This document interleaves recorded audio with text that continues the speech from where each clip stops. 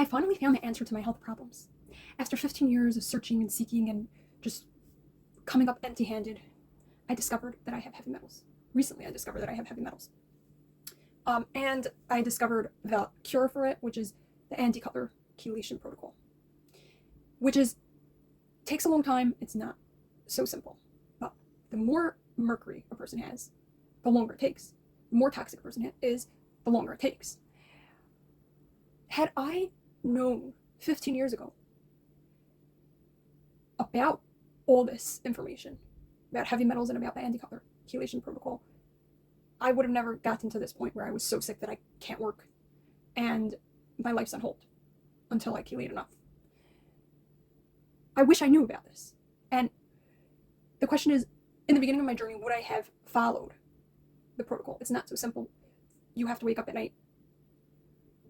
During rounds, you have to wake up at night to take the chelators. Would I have followed this method? And I don't know. Maybe I wouldn't have. Maybe for the first 10 years, I wouldn't have followed this. But when I got really sick and my life was on hold, I for sure would have followed it. And that was about 3 years ago. I 100% would have followed it. Before that, as it slowly got worse, there's also a big chance I would have followed it if I understood how everything works. You see, the problem with people who are not so bad don't want to chelate, so they push it off, or they just decide not to.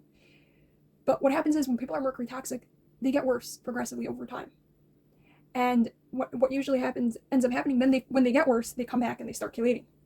And then they feel bad and they wish that they chelated when they first found out about it, or that they chelated earlier when it wasn't so bad. So it's like a problem where if you're not so bad, you don't chelate. If you're so bad, it's really hard to chelate because it takes a really long time. So I noticed that as a problem. And I would say the best thing to do is if you don't have so many symptoms, but you have mercury, you're lucky. Chelate. Get rid of your mercury. Get rid of your heavy metals. And it will be much quicker. You'll be able to be on higher doses of the chelators. Just do it. You probably won't take that long to get better and fully recover. The longer you wait, the potentially harder it's going to be. So I want to discuss about my symptoms until I discovered that I have mercury and lead. It actually really started, and I believe that I had mercury. I was born with mercury because as a baby, I have symptoms, and from reading the books, I know this only from reading the books. That Andy Cutler has 2 books that he wrote, and then a book that he co-wrote with Rebecca Russ Lee. And from reading those books, I got an understanding of what I was going through and how it all related to mercury. When I was a baby, they said about me that I was a really, really easy baby. I would just sleep or space out. Lie there smiling, sleep or space out. And that is actually a symptom of thyroid problems, which is very usually from mercury. So even back then, I probably had a mercury problem.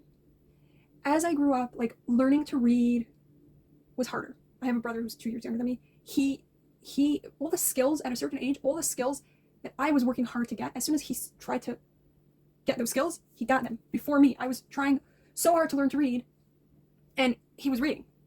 I started way before him. As soon as he started reading, he was reading and faster than me. Learning to ride a bike, swimming, those kind of skills, he was always faster than me. In school, socially, I think there was something a little off also. And it's like, which is another sign of mercury. There was always something a little off with me. I didn't understand social things as well as other people naturally understand them.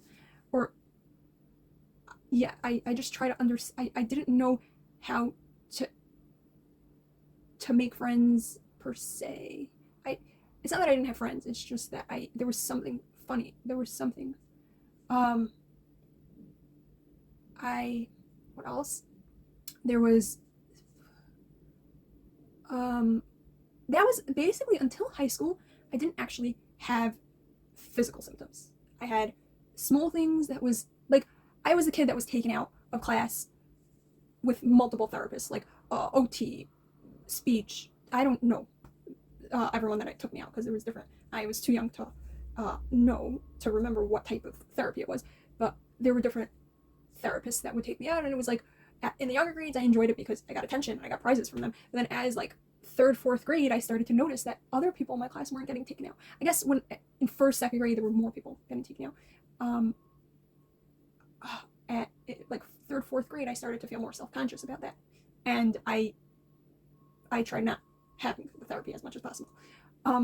So then there was also something in the social aspect. There was something else, which is a very big Mercury toxic. It's very common, which is being very quiet, shy, but at the same time being very forward and strong-minded. That's how I was. And there were people that commented, like people that didn't know me yet, and like they're like, you're just sit there in the corner all quiet and like quiet and you tame, and then all of a sudden you're like a powerhouse and you're fire. And yeah, and I didn't know what it was, and I didn't know, like, now I understand that it was Mercury. Okay, but then so that was like the symptoms that I didn't notice as symptoms. Yeah, it just was part of life. But only once I discovered Mercury and I read the books did I understand that is related. But in high school, beginning of 10th grade, at the start of school, coming to like the first day of school, there was something really wrong behind my eye. There was something really wrong, and I went to the doctor as regular, and they got very concerned. In the beginning, they were very concerned. They thought it was MS. They thought it was actually very interesting, that story. My parents, I was still a kid, so the doctors spoke to my parents privately and didn't let me in on what they were concerned about. I knew they were concerned about something, and I thought it was cancer or brain tumor, something like that. And I asked my mother, and she actually said, yeah, no, they're concerned, yeah, maybe. And I didn't find that, I for some reason, cancer or a brain tumor wasn't so scary to me. For some reason, I thought, yay, I get all the attention. I'm going to get a lot of attention. I didn't think there was danger involved. I don't know what was going through my head. Maybe that's part of the Mercury toxic brain, or maybe it was just extreme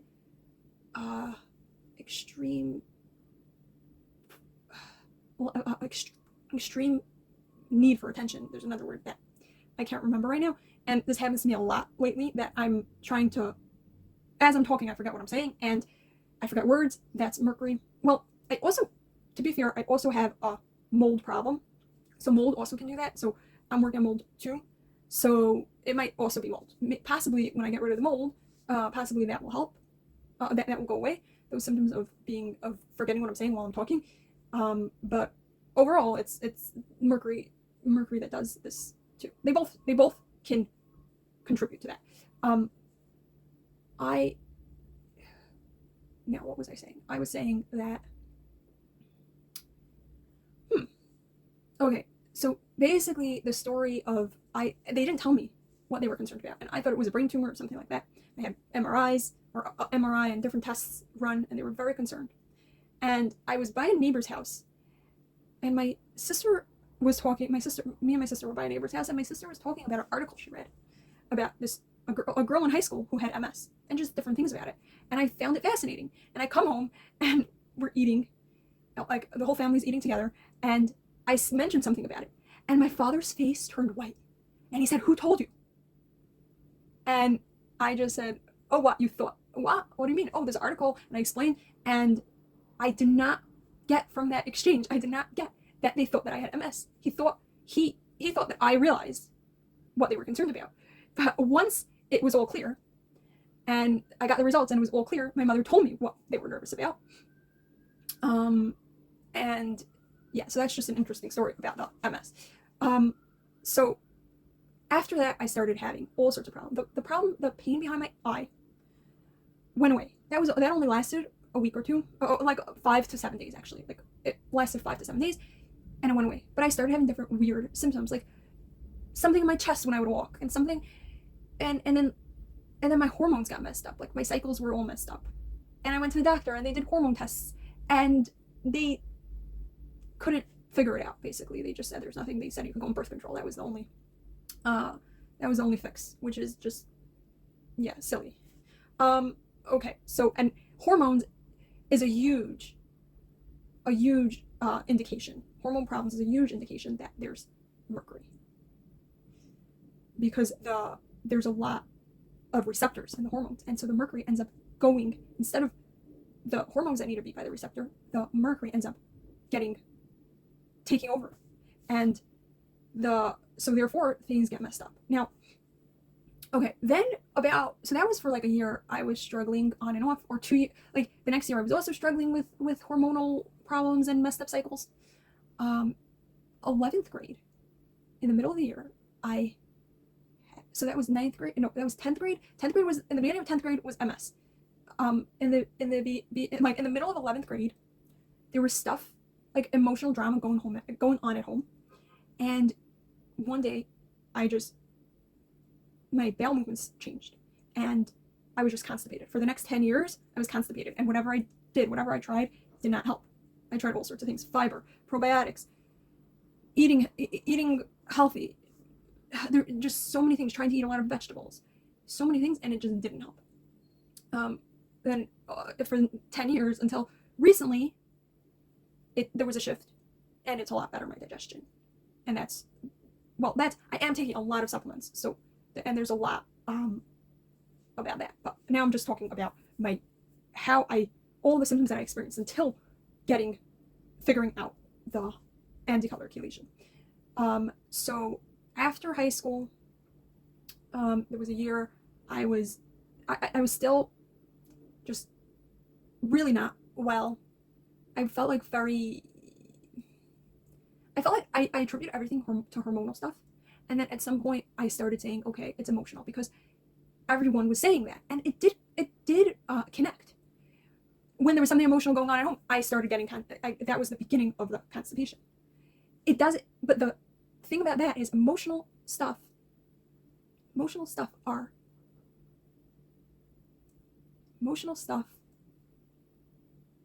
comes from Mercury. If you have Mercury, the emotional stuff will get to you. If you don't have Mercury, you'll be able to handle emotional stuff way better. That's what is not understood. A lot of people just attribute a lot of their things to emotional stuff. And if you're just working on your emotional stuff, like staying calm, it's very important to work on those stuff. Staying calm, doing things that de-stress the body and the mind, and thinking positively. There's all sorts of things that you can work on when you're dealing with emotional stuff. If you just address the emotional stuff, you're not addressing the root. If the root is Mercury, you need to take care of that. If you're on medication for emotional stuff like depression or anxiety, OCD, well, for sure, do not go off your medication. I am not saying anything about going off your medication. Do not go off your medication. Do not go off your medication. Do not go off your medication. At the same time, you need to detox from Mercury. And there's a way to figure out if you have Mercury. But just know that getting rid of Mercury is going to fix your emotional problems. But fixing your emotional problems will not get rid of Mercury. While you are getting rid of Mercury, you need to be supporting your emotional problems, taking the medication that you were prescribed, and doing whatever helps to support to support all the systems that need support. Because if you don't do that, there's a lot that could go wrong while chelating. So you need to be supporting your body while you're chelating in all the areas that need support. So emotional stuff is an indication of Mercury. For example, even people who have PTSD from being in the army will benefit from chelating. It's not the actual trauma that is the problem. It's that the body can't deal with the trauma properly. And the reason the body cannot deal with the trauma properly is because there is mercury or other heavy metals. Mercury, cadmium, lead, arsenic. Those are the four main. There's others. Silver is a big problem. If someone has silver, I might have silver. I took colloidal silver for a while to try to help myself. I didn't know silver's toxic. Do not take colloidal silver. So then in 12th grade, other emotional problems happened, which was in school. Something related to friends that was traumatic for me happened. And that really destroyed me emotionally. It really destroyed me. It made me very, my heart was pounding constantly.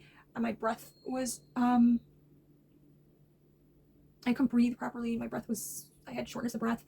There was, my thoughts, I was having obsessive thoughts. So that was in 12th grade. After that, I continued to have symptoms, hormonal symptoms. Also headaches, digestive problems, just weird sensations all over my body, like different weird things that's hard to describe and hard to remember. Then COVID came out, and I got COVID, and I thought, okay, I got COVID, it's fine, and I actually didn't get it bad, but the problem that I had was that I never got better from it. I would get it and just stay not feeling well, and it was after I got COVID, after like a week or two of COVID, that I would feel really worse. My chest would start to hurt, and this kept happening because I kept getting COVID. I kept getting it. I got it like the first year I got it once, then about like 8 months later I got it again. It was like about that. In the beginning it was like about every 8 months I got it. Then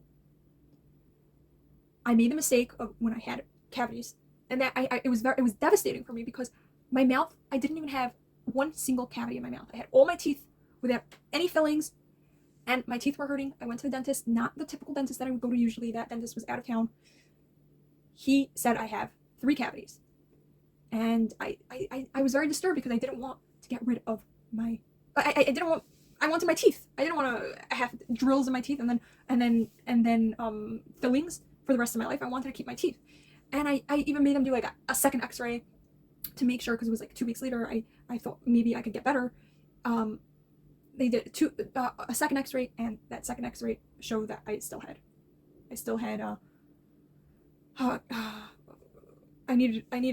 I had cavities. So I got them filled, and I looked in the mirror, and in the mirror I see silver fillings. 3 silver fillings, 1 huge one and 2 small ones. And I was devastated because I didn't know anything about mercury, that these fillings are made up of 50% mercury that are very toxic and keep evaporating in your mouth and going throughout your body. Every day on a daily basis, you're getting mercury exposure. I didn't know that. But I was devastated because I had white teeth. All of my teeth were my teeth. And I didn't think for a second, this dentist, I didn't think to ask him what filling he wanted to put in. I thought for sure he's doing white, which I learned from that. You never assume anything. You make sure. You don't let somebody work in your mouth. He just made a decision, didn't ask me about it. And I suffer the consequences. Like, how does he have a right to do something to my mouth that I never agreed on? But once it was done, it was done. And my mother actually came. I had a follow-up appointment that my mother came with me, and she asked the dentist why he did it. And he said because it would hold better, that I would get less cavities in the future, which is, first of all, the part it would hold better is true. The silver amalgam fillings hold better than the white. But that I would get less cavities in the future is not true. The toxins, it's very toxic. It makes people who have silver fillings, it actually makes them need more fillings because it ruins your immune system. Part of your immune system is helping your teeth. If you don't have a healthy immune system, your teeth are going to struggle. Your hormones have a lot to do with your teeth. If you don't have healthy hormones, your teeth will struggle. So yeah, that was not true about that. So that amalgam fillings help prevent future cavities. That's not true. My mother said something about studies that it's not healthy for that it's mercury. It's bad for you. And he said, no, those studies, yeah, they did it on elephants, which I don't know of any study that's on elephants, and I have not heard of it. And he said that they chew too much. They chew too much. Or I think that they chew too hard. I would have to. The only reason it would be bad for me is if I would grind my teeth really, really strongly, like an elephant would. Which I never heard of. After that, I never heard of an actual study that was done with elephants. What I did hear of was a study that was done with sheep, and they saw very strong evidence that the sheep got mercury toxic from having amalgam fillings in their teeth. But they excused it and said, oh, it's sheep. Sheep chew more than humans. I never heard of such a, like, messed up explanation. Well, anyway, thinking that, yeah, it's not really toxic, I went on with my life. And about 4 months after getting my amalgam fillings in, I woke up one morning and was just extremely, utterly weak. And I did have experience with weakness a lot. I would wake up usually in the morning, most mornings, feeling weak, stay in bed for about a half hour, an hour, just waiting to feel better. And then I would get up and I would feel more energy. So that day, when I was extremely weak to a level that was much greater than I ever experienced, I lay there and I waited to feel some energy that I could get up. And it just lasted and lasted and lasted. And I forced myself up. And I go downstairs and I'm sitting by the kitchen table and my sister complains that her throat's hurting. And I don't remember how I knew it was COVID. I don't remember. Maybe there was someone else that also had COVID. I'm not sure how I knew then it was COVID. And so I attributed my symptoms, which were not COVID symptoms. My throat wasn't hurting. I wasn't having flu-like symptoms. I was having just extreme weakness. There was a tiny drop of the flu-like symptoms. But the main issue was extreme weakness. So I went to the doctor. I got the regular medication that he would give for COVID. He's a really good doctor for COVID. And he had a lot of different things to try, like B12 shots, ivermectin. There was different things.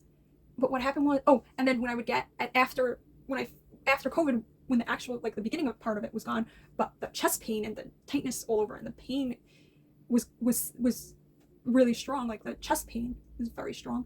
He would give steroids, which I'm not sure if it helped or not. I don't know. For me, it probably helped somewhat, but it just didn't do the trick to really fix me because I was way sicker than what I was being treated for. And after that, I got really, I couldn't deal with emotional stuff. I got really, really angry and violent at times. And then, I mean, not violent, but violent.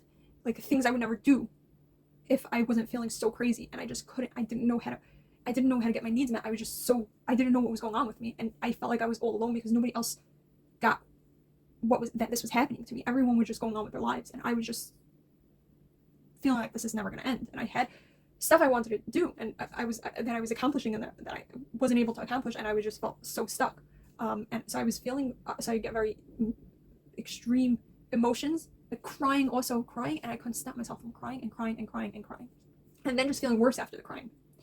And what I later discovered was, at this point, I probably had a very strong adrenal crash because my adrenals were working so hard to help with the mercury, and there was just more and more mercury coming in every day. Then I had another exposure to COVID, and then it just crashed. So at that point, and then after that, I tried all sorts of things, and so that doctor, whatever he was able to help, he helped, and he told me there's nothing else I could do. And then different times he told me different things to take, like ashwagandha and L-arginine.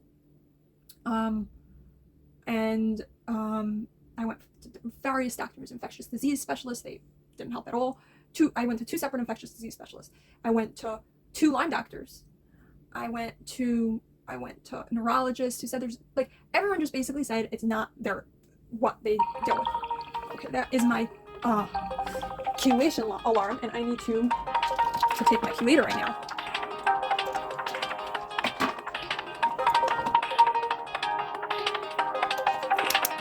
Okay, so that was, I'm on round my 22nd round of chelation, and I am chelating at 6.25 milligrams of ALA. I have been for a while doing 5 milligrams daily, and now this week I decided to try to increase a little.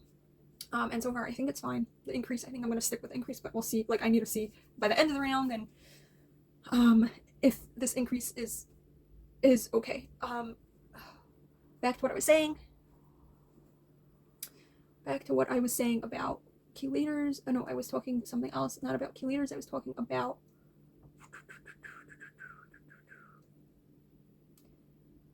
you see, this is what happens to me. Smack in the middle of talking, I forget what I'm saying. Okay, so my journey, so those, I went to other, I took any advice that people gave me, I took it. There was somebody, I don't even remember how I found this guy from another country, I don't know, maybe somewhere in Europe, that, he spoke on the phone, and then he told me a bunch of things to take, and I took all those things, and it was a few months later, and I was still the same. So, then I got someone else, a friend of mine told me, oh, she had strep. She had strep, and she kept getting strep. Once COVID came out, she kept getting strep. And she would go to the doctor, get antibiotics every time. At one point, she went to the doctor because she had strep. She got antibiotics, and it just wasn't helping her. She was the same sick, just was not helping her. So people told her to go to a certain acupuncturist. And he gave her 2 things to take, and within a day, she was feeling better. So she told me to try him. So I tried him, and I went to him, he started helping me. And that was a huge help. It definitely pushed me in the right direction. I did not figure out that I was mercury toxic yet, but it definitely helped a lot of my symptoms, meaning different things, like digestion, let's say. Taking all the supplements helped digestion. He figured out that I have strep. My strep titers were high in my blood for years and years and years. He put me on a bunch of supplements for that, which helped me. I still have, my strep is still high. It went down. It went slowly down, and a few months ago, it actually was in the right range, below 200, and then it got higher again. And my belief is that once I chelate, it will, once I get rid of all the mercury, and I'm finished chelation, it will be better. So that, and then there was a chiropractor that I go to, which is also helping me. I have scoliosis, which I'm not at all sure if it's related to mercury. I could see how it could be related, but I don't actually have information like the Andy Cutler books. I didn't see anything on scoliosis in it. But I can definitely see how it could be related. He's helping me with, it just helps with a lot of things, like just the pain. My body's like the fibromyalgia, my whole body hurts. The weakness, it helps. The stuff that he does helps me. About a year and a half ago, I was speaking to a friend from Australia, and she was telling me about her journey with heavy metals, with mercury and with lead. And when I got off with her, I was thinking, maybe I have it. So I looked up online the symptoms, and I had all the symptoms, or most of the symptoms. So I went to the doctor. I ran to the doctor, and I asked for a blood test. And they gave me a blood test, and it came back negative. But on the blood test, it says, it doesn't usually show up in the blood, something like that. So I called the doctor's office, and I said, what should I do? How do I figure it out? And they said, no, it's just go to, I don't remember what it was, go to a neurologist or go to infectious disease specialist. Forget about the heavy metals problem. It's not a problem. It shows up negative on your blood. Even though on the blood test it says it won't show up always. A lot of times it won't show up. So I didn't know. I guess, forgot about it, or why didn't I go back to that friend and ask her right then? How did you know that you have heavy metals? How can I find out?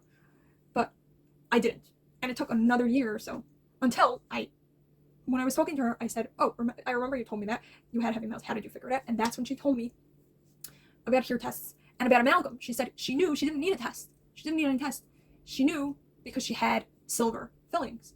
And I said, oh, I have silver fillings. Does that mean I have it? And she explained to me how it's constantly leaking mercury, and mercury is really, really toxic. And I actually got really horrified. And it was at night when I spoke to her. That night I could not sleep. And the next morning, first thing in the morning, I called a holistic dentist that I knew of. And I made an appointment, and I got them out that day. I was so scared about it. I got them out that day. Now, it's not necessarily the best thing to do, because for a few reasons. One of them being is I didn't really know what, like, I didn't really know what the protocol is to remove them safely. I made sure to ask that they be removed safely and that this dentist was trained, but I didn't actually know what that looked like. So I didn't know what to make sure of. So she did have a dam in my mouth, and she did have some stuff. I couldn't smell the mercury while it was being drilled out, so I think that was very good. But there were a few things that I don't know, I think she did not do, which is like cover the whole body, make sure that I don't get mercury that way. But maybe she fully did the protocol, the smart removal protocol, amalgam removal protocol, but I don't know. And if I would have had more, like, if I would have done more research, I would have known. Another problem was that after I did not get mid-procedure X-rays, which is once they remove the amalgam fillings, just you're supposed to get an X-ray then, before they put in the new fillings, because then you could see clearly if there's a speck left, and a speck could cause problems with chelating.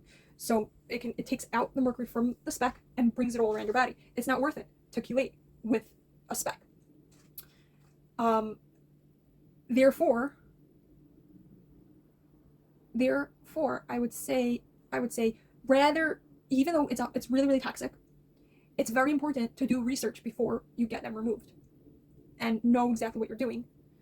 Because what happened was when I got the mercury, I got the fillings out, then I read, oh, you can have speck, and I got very scared. So then you get your own X-rays. I got X-rays from the dentist. I posted them on the Facebook group, and they said a dentist responded that there was a place where she thought there might be mercury. So now, had I got the mid-procedure X-rays, I would have known that there's none. What ended up happening is I went to another dentist to make sure that there's none, and I went to two dentists who said there are no specks. The dentist that removed the mercury, the amalgam fillings, said there were no specks, and two other dentists. But I was still concerned, so I had a dentist remove it, take an X-ray, make sure that there's no specks, and then put it back. And then I got that X-ray cleared on the Facebook group. So yeah, I would definitely recommend knowing what you're doing when you're getting your fillings removed. It's important to get it removed in a timely fashion. Like, every day there is mercury, a little mercury going into your body from your fillings, but you need to make sure that you're doing it right. Because first of all, if you do it with someone that's not SMART certified, that's not doing the right protocol for preventing you from exposure, you're actually getting a huge exposure from them drilling out the mercury, because the drill makes more mercury turn into gas and go all over your body. A huge amount of mercury, more than just a regular day that you're living with mercury in your mouth. So what happened was that it took me a year to get back to my friend and ask her how she discovered about mercury. She directed me to the Andy Cutler Chelation Protocol. I did a lot of research. I read all the books, and I ordered the chelators, and I started chelating. Right now I am on 6.25 milligrams of ALA every 2 hours and 40 minutes for around 75 hours. I drop less than 75 hours around, and then I rest. I am also suffering from mold. I got rid of the main exposure was from my place of business. I stopped working. I don't go there anymore. So now I don't have that exposure. There was some mold in my house, so we need to get rid of that. We got rid of most of it, but there's still parts that need to be gotten rid of, so hopefully that will be gotten rid of. I don't know, that's also something that I need to deal with, the mold. What do I do? Do I stop chelating for some time and take binders, and do what the doctor said? Or I think what I'm going to do is just continue to chelate, and off rounds I'm going to do a few, a little bit of charcoal, activated charcoal, and then some modified citrus pectin. But that's not the protocol. That's for just the mold. That's not part of the Andy Cutler Chelation Protocol. But if a person has mold and it stays in the place of exposure, they will reach a point where they stop getting better from the Andy Cutler Chelation Protocol. The body can't handle so much. So it's important to get rid of mold exposure if you're mercury toxic. what happened to me, for 15 years, I didn't know what was wrong with me. And for 15 years, I slowly got worse and worse. And I feel really sad and really bad that that happened, because it could have been prevented.